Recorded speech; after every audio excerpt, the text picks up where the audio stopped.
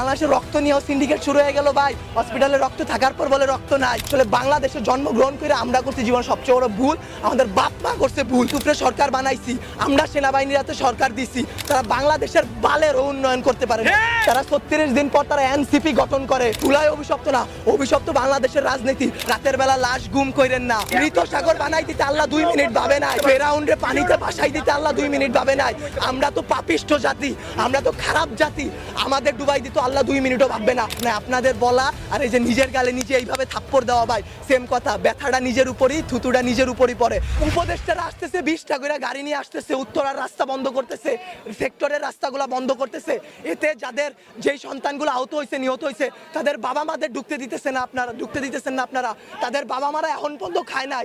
আমার মা শোকে শোকাহত হয়ে গেছে। আমরা 2 ভাই আসছি, আমাদের বোনরা আমরা নিয়ে গেছি। আমার এক বন্ধুর হাতের এইখান থেকে এই পর্যন্ত ওর ডান হাতের অবস্থা করুন ভাই, হাত কাইটা ফেলতে হয়।